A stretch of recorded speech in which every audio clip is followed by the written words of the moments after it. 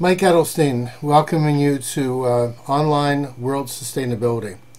This will be an opportunity for us to work together to really look at one of the most important areas of study that's emerged in the past decade. And it will remain one of the most important areas of study and thought throughout the course of your lives. And the reason for that is because world sustainability really is about the multiple crises of the world that we live in. Those are crises that are social, economic, and environmental. And they're not separate crises, but they really all fit together and, in fact, interact and intensify each other. And unless we can begin to understand the nature of these crises and their interrelationship with each other, we face a major series of crises in the world, because in each of those areas and in their combined form, basically things are not working very well right now. We see major crises emerging all around us, and the question is, if we continue on the course that we're on as a society, globally, nationally, and locally, we will continue to intensify these crises and make them worse, and create conditions in which habitability will become substantially constrained over time. So what do? Do we just accept doom and gloom and try and shake it off and go on with our lives, or do we try and learn what we can do to do something about this, to really redirect where things are headed and to make a difference?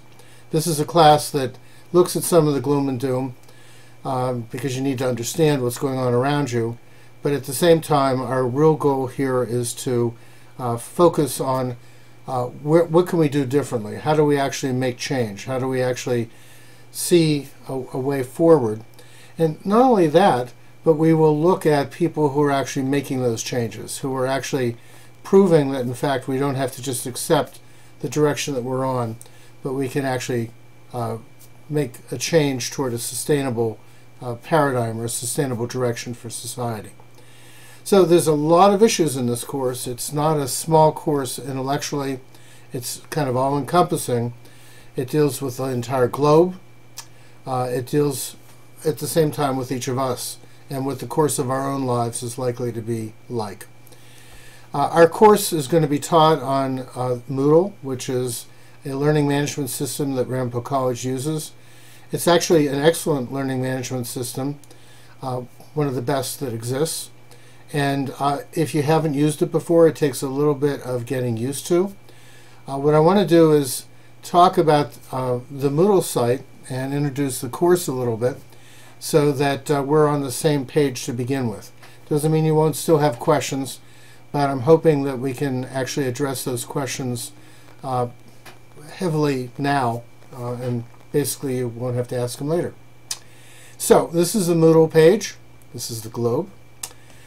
And I'm not going to try and break into the many lectures that I could, because we'll never get through the orientation to the course. But basically, the Moodle page is the main structure of how we're going to tie this course together. You can move up and down on the page, and we will be doing that in a minute. If there are announcements, they will show up on the right-hand side. If there are tools that you need to use, they're on the left-hand side of the page. And let me just run those tools for a second. We can see that I am online, and at any given moment you can see who is online. I haven't let you into the course yet, so you're not online. These are section links, and they will allow you to move very quickly through the course, as opposed to having to scroll up and down all the time. There are 4 modules of the course, one essentially for each week. Actually, what I'm saying, there are 3 modules of this course, and approximately for each 10 days of the course. And I have a couple extra links on here so that you can go to the end very easily. We have email built into the course, and if you want to send a message to myself or anyone else in the course, you can do it using this email. You need to really check the class site here in order to see this email. If you want to make sure that a message reaches someone outside of Moodle, you should really send it through the college email. It's much more effective. There is a notification associated with this, but this really works best if you're checking the site. You can check all the people in the class, and this is a copy of the class, so I can't really click these and show you right now, but you can visit all the people in class and see who's your classmates. And here are some of the main tools. Here's where you reach the various assignments that we have and their explanations. If you want to chat with people in the class, and you'll be divided into groups and working in groups, and you will use these chats probably to communicate. They're right here. They'll also appear on the Moodle page. You have some choices to make in order to choose a group and the group's topic. You'll use choices for that right at the beginning. There are forums, which are really the crucial way that you will share your ideas and get feedback from other people and give feedback to other people as you move through the course. And you can actually access all the resources in the course in one place right here. There are also a variety of tools here which are very important. Some of these won't appear on your student site, and you won't be able to see them. But this is actually how I control the course. So let's look at the Moodle site and the structure of the course. As I said, there are 3 modules in this course, and those 3 modules deal with 3 aspects of sustainability. The first module really deals with the question of what is sustainability. And we will try and define that in terms of our own lives. We'll try and define that in terms of the evolution of the concept of sustainability and how it's addressed as a global or world sustainability concept. So that's the first section, and at the end of that section you will have a good idea of what sustainability means, and you'll have a good idea of just how sustainable your own lives are. The second module really deals with the global crisis. It has 2 parts. And the first part of that is to really talk about the crises of economic, social, and environmental sustainability. What's going wrong in the world? How is it that what we're doing now is not sustainable? We need to understand that, because when you live in a world and you're used to it, it seems like everything's the right way to do things. But for us, the normal way of doing things is actually causing major problems. What do we need to understand in order to understand how what we do now is causing these problems? That's really the first section of the crisis component, or the crisis module. The second component of that crisis module is really dealing with what I refer to as the disabling analysis. Disabling is a term which I borrowed from Ivan Illich, but put into a slightly different context. But in this context, it really addresses an interesting question.